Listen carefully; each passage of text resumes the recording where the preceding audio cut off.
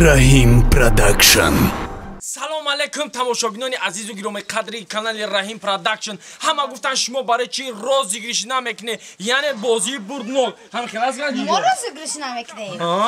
چی با ما نمیکنیم؟ به نزدیکی. دا ما به نزدیکی تصمیم گرفتیم که روزگیریش کنیم. ریکی راستی گپ در سر همین که ما شرایط ما او قدر خوب نبود، رنگی سایت‌های پرستیژی ما نتونستیم روزگیریش بلند کرده. رنگی ما کمبغل رو در روزگیریش کردیم. روزگیریش ما به سومای به پلای در اونجا شما میتونید که چیکار کنید؟ با کانال رحیم پروداکشن میدروین، دلدیلک هم میچکین، لایک هم میچکین، ابونه میشین، подписаться میکنید. با اینستاگرام خوش تیوی سراجان 58 و با اینستاگرام انمی اپای مهربانی ما گنجینا چی نام داره اینستاگرام تو؟ گنجینا بانو میدروین. لایک خوش قطعی میزنین. توفه های بازی های بردناکی ما یکم خرگوشی با نام لایکا از گنجینا بانو بهر شما و پریزی دوم از نامی محترم خوش پیشنهاد شما می شود. حاضر در کادر میمونم شد. انا یکی از سورپرایزهای ما بازی شاخ چینگک قطعی یک چوجاش اینا مرحمت پیشکشی شما. یا نوکیای بلینی دیگه ای طرفی سپانسری ما چیلا پدرکا ایفونی تاجیکی مرحمت подписаться و لایک فراموش نکنه. میگذاریم با سورپرایزی گرینی. برادر عزیز اینا بود پریزی ما یا پریزی دیگه مرغی جولا با 16 تا چوجاش اینامی کلمرغ جان پیشنهاد کرده می شود. یا مرغی جولا اینا برادر عزیز اینامی رحیم پروداکشن یا گوساله خولدار پدرکا بهر شما کلاس دلدلک فراموش نکنه. نگفتن امانا برادر عزیزی ما همین گوساله نصیبی کی می شود؟ ای همون پادپیسچکوی ما گفتیم که روزگیریش ما پولاکی نیست رایگانه. سلام دوستانی عزیز، اینک توفه شاه جایزه همین روزگیریش ما 200,000 پادپیسچک رحیم پروداکشن شود. من همین شاه جایزه رو به شما تحفه میکنم.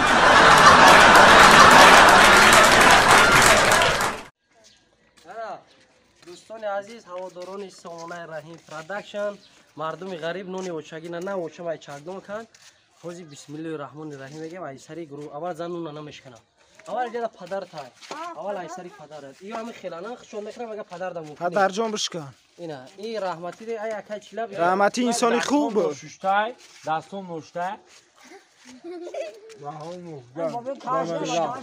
بشکنه بیو این خدای بشکنه خطرک به سینما کسا بشکن چلا میگوی نون اکم بر خورده ایسه نون گرمه تقسیم کن. همه شهر بچه ها دا تقسیم کنین بشکن همه شون دا تقسیم کن بتشون نون گرمه Просто классный бомба. نون گرمه بشکن نونی اوچگی بیا کی تازه پیش بین تکی نون گرمه بگیریم با آب سیاه.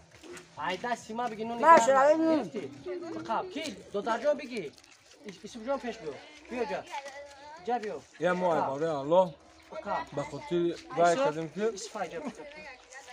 مادر مهربان ما مادر اکبر رحیم جان به خاطر ما مهمانان ما سخن کردیم که نون تاجیکی اوچگی را به هدیات کردیم در دبن اوچگی با نون تازه آسیابی این نون گرمه دست ما بگی کردن پیشنهاد. ایش حقی غریب بچه های اینا این حقی ما میبرمش حق شای ما میبرمش. یا نون دیدی نه بو بچه کا یا نون دیدی چند کازا رسید میگه کی نمبر اینه گیشنا ای های شش ببین نون کار نمیشه در خونه 16 بچه دیگه داره ایران برا بچه ما نون داده نه بتشی حق شای ما میبرمش. ما شب تو روز نون بختم حق شای نون همش خوردن گرم شد کامera چی رو نمیتین نون این حق شای ما میبرمش.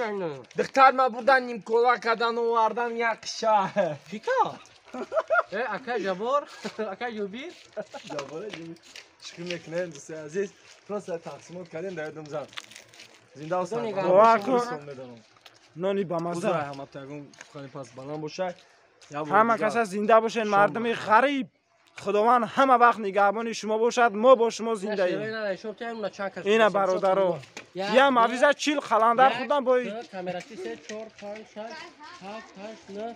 اینا براتشکا جانا 15 اینا 15 کسی اینجا بیا همه کسا سراز یا سراز بگیر با همیشان بیا همه تو اینجا بیا همه کسان زنده باشین برادران خرید زنده باشین اینا نوسای محترم خوش اینا براتشکا بیا نانا بگیر اینا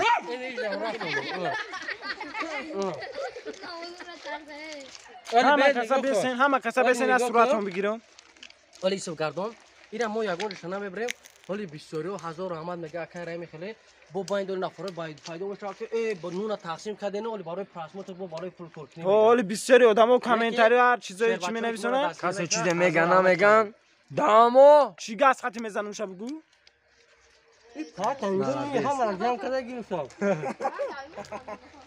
برادرو ما چی گاز تامگی همه کسا زنده باشین لایک کامنتاری خوب فراموش نکنید نه داد فوتیاش کردیم ده دخترک زدن این کامنتاری ای بعد نویسان زدن شان زای پلیز خیلی خورده پا با چیلا جون این گوش برای چی باشه گوشت ها هم کنم برای چی مارکای توی انیقشی یا توی انیقشی انیخ توی بایا مسئولیت داشتم چی مسئولیت برای توی اخی برای توی اینه توی عروس یافتی ای کجا خود رگارا ای رگر یا معقول کرد در شاهدی بچه ها کی توی میمونی دیدم عروس دیدم رفتم دیدم شما معقول کردم کاوش بگی را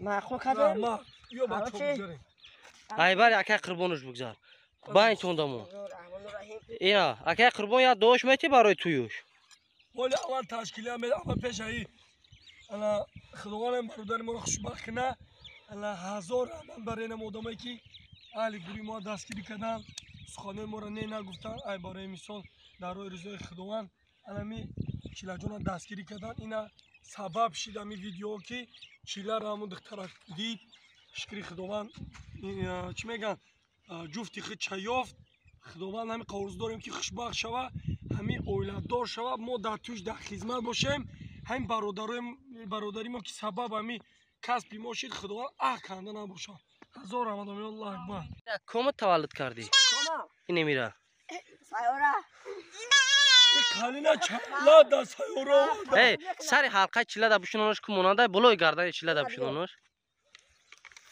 نه ای پرا پوچشا بگذارون خیلی اینا بزیچوی تربیه کردگی اکه قربون ما یکی از اونها رو چی میمونه اکه چیلا چکور کرده بعد دیدی علیکم دوستان عزیز هواداران اکه قربون چیلا جون اپای سیورا بانو و اینچنین اپای ماهینا بانو یکی از 4 ستاره یوتیوب این لحظه ما در خدی کشف شدگی نیستن ستاره که حالا عثمان اخشون انتخاب میکنن نه